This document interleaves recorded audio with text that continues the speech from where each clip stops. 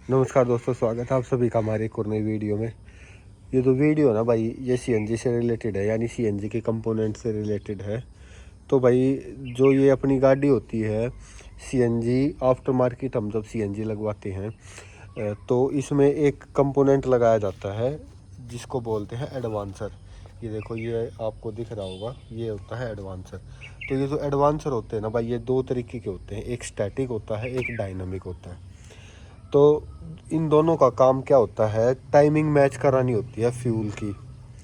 मतलब कि ये जो फ्यूल होता है ये इंजेक्ट होता है हमारे इंजेक्टरों के अंदर। तो ये देखो, यहाँ पे पीछे होते हैं हमारे इंजेक्टर। तो उन इंजेक्टरों के अंदर क्या होता है, हमारा फ्यूल और एयर का मिक्सचर होता है।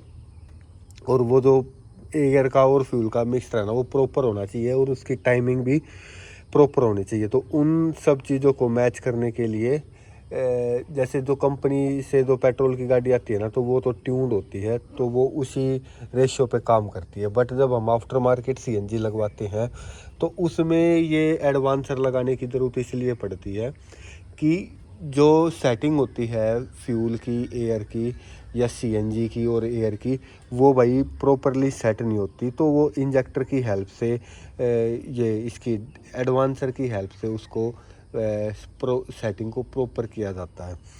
तो क्या होता है कि जो कंपनी फिटेड सीएनजी आती है उसमें वो सारी चीज़ ईसीयू के उससे कमांड की जाती है। मतलब जो गाड़ी का ईसीयू होता है ना, उसके अंदर डिज़ाइन किया जाता है कि जब वो पेट्रोल पे चलेगी तो इतना टाइम लेगी, इतना रेशियो होता है एयर का और फ्यूल का, पेट्रोल का।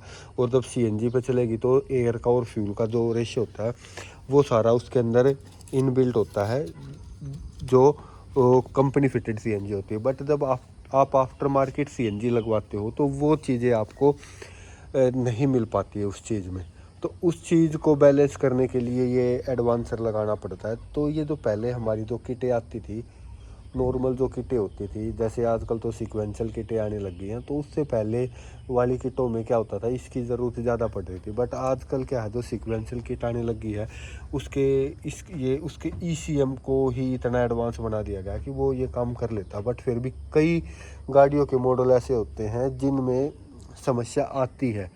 तो उस समस्या को दूर करने के लिए भाई फिर इसका यूज़ करना पड़ता है ये एडवांसर का। तो जैसे मैं हमने डिस्कस किया है कि ये भी दो तरह के होते हैं, एक स्टैटिक होता है, एक डायनामिक होता है। तो जो मैं आपको बताऊं, जो मैनुअल कार्स होती है ना, जितनी भी मैनुअल कार्स होती हैं उनमें तो ये लगा लो कि मोस्टली आप स्टैटिक एडवांसर ही लगा सकते हो। और जितनी मारुति की कारें होती हैं मैनुअल, उनमें भी स्टैटिक एडवांसर से ही काम चल जाता है। बट जब बात आती है एक ऑटोमेटिक ट्रांसमिशन की, वहाँ पे क्या होता है कि भाई वहाँ पे थोड़ा इशू क्रिएट हो जाता है, क्योंकि ये जो ऑटोमेटिक ट्रांसमिशन है ना, वो ऑटो गियर को अप डाउन करता है। तो उस कंडीशन में जो एडवांसर है ना, इसकी ज़रूरत पड़ती है डायनामिक एडवांसर की। तो जैसे आपको दिखाई दे रहा होगा कि इस पे लिखा भी हुआ है, ये जो हमारा एडवांसर है इस पे लिखा भी हुआ है timing advancer processor made in Poland. मतलब कि ये टाइमिंग को एडवांस कर देता है। और ये देखो, यूरोप गैस, ठीक है ना, ये एक्सपोर्ट है। एक्सपोर्ट क्या रहता है, क्योंकि इंडिया में इसका मैन्युफैक्चर नहीं होता। तो डायनामिक एडवांसर है ना भाई, ये मोस्टली जो जितनी भी ऑटोमेटिक व्हीकल होता है ना, उन सब में इसको ज़्यादातर प्रीफर किया जाता है। क्योंकि ये क्या कर देता है, टाइमिंग को मैच करता है, टाइमिंग को एडवांस कर देता है और उसकी सेटिंग को इस तरह बिठा देता है कि गियर बदलते टाइम कोई जर्क ना लगे। ये जैसे गाड़ी ऑटोमेटिकली गियर बदलती है ना, तो कोई इशू क्रिएट ना हो।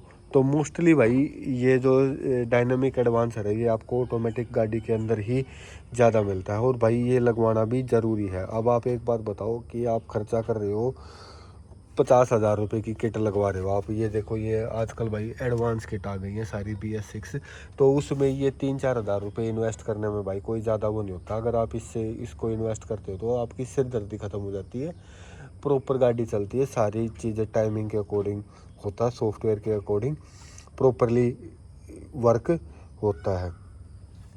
तो भाई यही एक छोटी सी इन्फॉर्मेशन थी जिसमें मैं आपको इस एडवांसर के एडवांटेजेस के बारे में बताना चाहता था। आई होप आपको इन्फॉर्मेशन पसंद आई। भाई इन्फॉर्मेशन पसंद आई तो भाई चैनल को लाइक करें, चैनल को सब्सक्राइब करें, वीडियो को लाइक करें। मिलते हैं भाई इसी तरह की और वीडियो में, तब तक के लिए सभी भाइयों का बहुत बहुत धन्यवाद। Thank you so much.